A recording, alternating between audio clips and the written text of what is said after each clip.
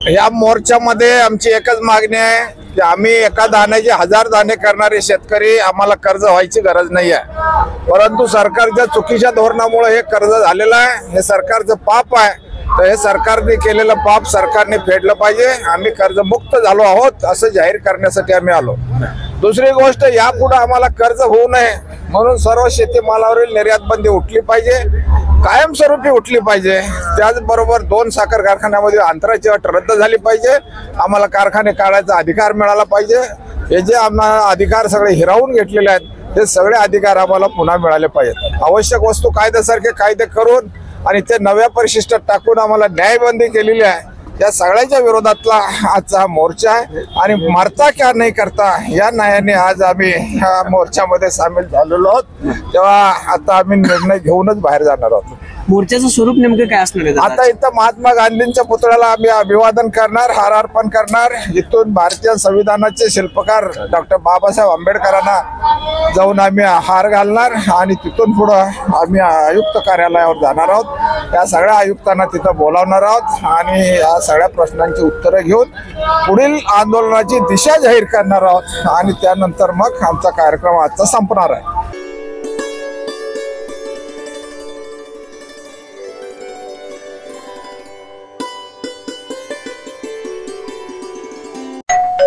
अहो उठा ना, ऑफिसला नाही का जायचं? अगं मला आज फ्रेशच वाटत नाही, काही करायची इच्छाच नाही। अहो मग तुम्ही आजपासूनच न्यू युनायटेड फार्मसीचे गुड मॉर्निंग चूर्ण घेणं सुरू करा। अपचन, मलावरोध, बद्धकोष्ठ, आम्लपित्त आणि पोटाच्या तक्रारींवर खात्रीशीर आयुर्वेदिक उपाय गुड मॉर्निंग चूर्ण।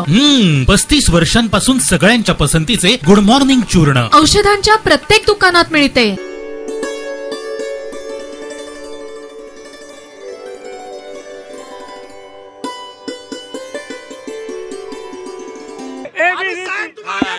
हम तुम्हारे साथ हैं, तुम आगे बढ़ो, हम तुम्हारे साथ हैं।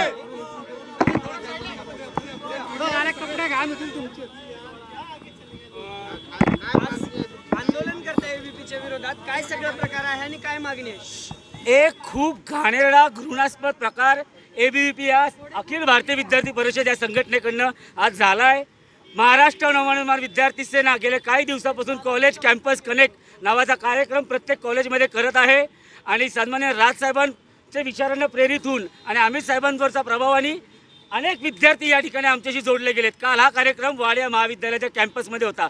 सुमारे 200-250 विद्यार्थी काल आमच्या मनाविसे परिवारामध्ये सामील होण्यासाठी इच्छुक म्हणून त्यांनी नोंदणी केली। या सगळ्यालाच घाबरून, या सगळ्यातनं त्यांना पोटशूळ उठल्याने या एबीवीपी संघटनेनी बाहेर आमच्या ठिकाणी बोर्ड लावलाय। त्या बोर्डची विटंबना केली। त्या विटंबने करून त्याच्यावरती त्यांनी जॉईन एबीवीपी अशा पद्धतीने लिहिलं आणि आमच्या बोर्डाच्या बाजूला सगळ्यांनी स्प्रे पेंटिंग त्या ठिकाणी केलं। पहिली उंगली केली आहे त्यांनी, पहिलं आमच्या अंगावर आलेत एबीवीपी। आम्ही कायम जेव्हा विद्यार्थी हितासाठी समन्वयाची आणि संवर्धनाची भूमिका सर्व संघटनेबाबतीत घेत असतो। आमचे ते विचार आहेत, राजसाहेबांनी आम्हाला ते शिकवले, परंतु एबीवीपी सारख्या या भ्याड संघटनेनी आज आमच्या अंगावर यायचा प्रयत्न केलाय। आज तुमच्या माध्यमातून त्या सगळ्यांना इशारा देतो, ही मनसे, ही राजसाहेबांची मनसे, ही अमित साहेबांची मनविसे, आमच्या अंगावर येऊ नका। आज तुमच्या नावाला काळं फासलंय, उद्या तुमच्या तोंडाला काळं फासू कुठं फिरून देणार नाही आणि तुमच्या ऑफिसमधली एकही का शिल्लक ठरणार नाही, एकही पुण्यातल्या बोर्डावरती तुमच्या दिसणार नाही, तुमच्या सगळ्या बोर्डाला काळं फासलं जाईल। महाराष्ट्र नवनिर्माण सेनेच्या नादी लागू नका, हा एक निर्वाणीचा इशारा आज त्यांना देतोय। पुन्हा एकदा हा कार्यक्रमामध्ये एबीवीपीनी कुठल्याही पद्धतीने मनविसेच्या अंगावर येऊ नये हा इशारा आज त्यांना आम्ही देतोय। जर आलात, जर अन्यथा महाराष्ट्र नवनिर्माण विद्यार्थी सेनेची स्टाईल काय असते हे एबीवीपीच्या बांडगुळांना कळेल। ही गांडूगिरी बंद करावी एबीवीपीनी।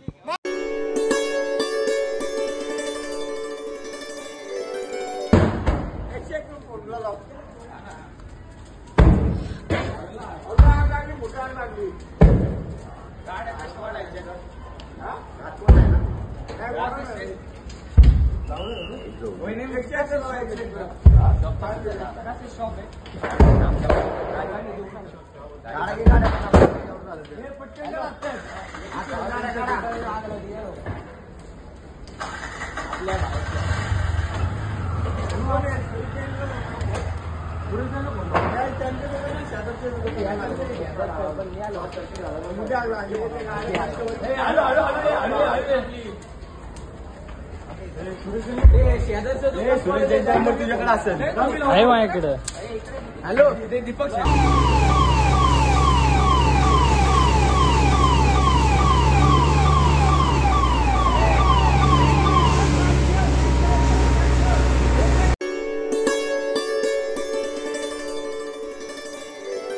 लड़ाई लड़ रहे थे वहाँ पे जंतर मंतर में भूख हड़ताल, बहुत सारे लोगों ने भूख हड़ताल किया था। तब जाके 2014 में ये कानून बना। 2014 से कानून को लागू करना, टीवीसी बनवाना और टीवीसी में महिलाओं का 30% रिजर्वेशन रखना, फिर महिलाओं को लाना और महिलाओं को सशक्त भी करना, ये सारे बहुत सारे कार्यक्रम नासवी करते आ रही है। और पूरा हमें मुझसे कोई बोलता है तो मैं हमें कुछ भी नहीं आता आपके साथ काम करने के अलावा।